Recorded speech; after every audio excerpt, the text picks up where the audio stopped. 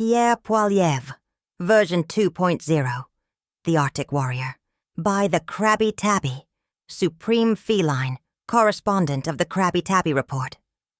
Ah, Canada, land of maple syrup, poutine, and politicians desperately scrambling for a new personality when their old one stops working.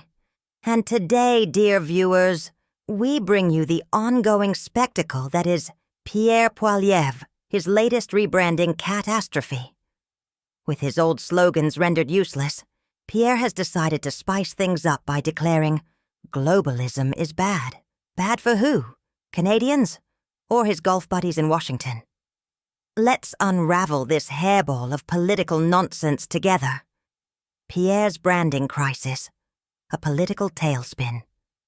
Pierre Poilievre is having an identity crisis, which, to be fair, is understandable when you've spent your entire career angrily shouting about things that are already being done by other people. Let's review his past hits. Axe the tax. Sorry, Pierre, but the taxes are already getting the axe. You're basically showing up to chop down a tree that's already firewood. Break the barriers. Interprovincial trade, already being addressed. What's next? Demanding free healthcare in Canada. Oh, wait. Canada first. A solid slogan, if you ignore the fact that every politician in Canada is already using it. At this point, it's like yelling, "Buy milk," in a grocery store, and pretending it's a revolutionary idea. With his usual talking points reduced to dust, Pierre has decided to punch through with a bold new message. Globalism is bad. But bad for who? Globalism is bad. But only when it's convenient. Pierre has pivoted to the timeless art of blaming the entire world for Canada's problems. Because obviously the cost of living crisis isn't due to corporate greed. It's globalism. Your sky-high grocery bill. Globalism. The pothole on your street. Definitely globalism. Your cat ignoring you? Maybe globalism. But let's ask the important question. Who is globalism actually bad for? Canadian businesses. They thrive on international trade. Canadian consumers? Without global trade, good luck affording fruit that isn't grown in your neighbor's backyard. Pierre's buddies in Washington. Ah, now we're getting somewhere.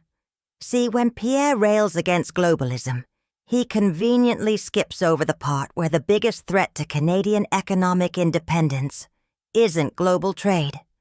It's American protectionism. If Pierre were actually serious about standing up for Canada, he'd be talking about breaking free from U.S. economic influence, not just screaming into the void about global elites. Instead, he's chosen to blindly follow the latest trend in Republican cosplay. What's next? Promising to build a wall around Hudson Bay? If you can't beat him, buy more icebreakers. With all his usual talking points crumbling, Pierre needed a big dramatic policy idea. Something that sounds tough, something that looks bold, something that doesn't require actual follow-through. Enter Pierre Poilievre, Arctic Warrior. Picture this. Pierre, wrapped in an oversized parka, standing dramatically on a frozen wasteland, squinting into the Arctic wind like he just discovered a new frontier. He takes a deep breath and declares, "We will defend the North. We will open the Northwest Passage. We will buy 2 icebreaker ships. No, wait, 4 icebreaker ships. Brilliant plan, Pierre. Except Canada is already buying 2. But hey, why stop there? Why not 8 icebreakers? Why not a whole fleet of attack penguins? Why not a conservative-branded submarine with a giant Canadian flag painted on the side? And of course, his American pals will love it. Because what does Washington love more than a friendly neighbor willing to throw billions into Arctic defense while conveniently ignoring American tariffs? Pierre's rebrand is no longer about making Canada stronger. It's about yelling loudly while making sure Uncle Sam gives him a thumbs up. Pierre's Arctic defense fantasy isn't just about icebreakers, though. No. He must also huff and puff about national security while performing the political equivalent of a cat trying to look important by knocking random objects off a table. Expect to hear, "Globalism is ruining Canada." Actually, corporate monopolies are, but let's not complicate things. We need to protect our economy. From what? Importing mangoes? We must defend our Arctic waters, which are currently under zero threat from anyone except Pierre's own overactive imagination. Pierre, in his frosty new persona, will sell himself as Canada's last line of defense, which would be more convincing if he didn't have the energy of a guy who just found out his entire political platform has already been done by someone else. So, what's next for Pierre? With his latest rebrand veering between nationalist chest-thumping and Arctic explorer roleplay, where does Pierre go from here? He can't be Mr. Nice Guy. That would require warmth. He can't keep recycling slogans. Even his base is getting bored. He can't fully commit to economic independence because his real goal is making sure he stays in America's good books. So what does that leave us with? Pierre 2.0, the globalism-slaying, ice-breaking, America-pleasing, angrily squinting, political paradox, new campaign aesthetic, frozen wastelands, lots of flags, and a look of constant urgency. New slogan, cold, calculated, and confused. New policy?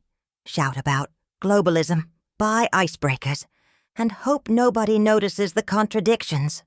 Because at the end of the day, if you can't beat 'em, just blame globalism and hope for the best.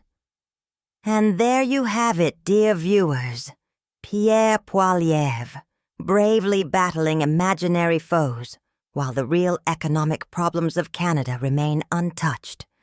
Will Canadians fall for the Arctic Warrior Act? Or will Pierre eventually rebrand himself into oblivion?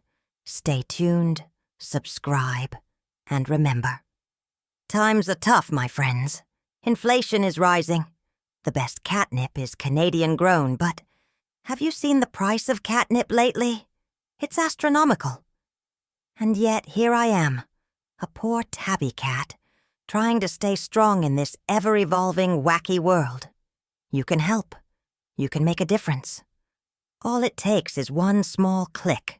The like and subscribe button is free, and it will warm the cockles of my heart with your support. Do it for me. Do it for the catnip. Until next time, stay curious, stay sharp, and keep reaching for your Canadian sunbeam.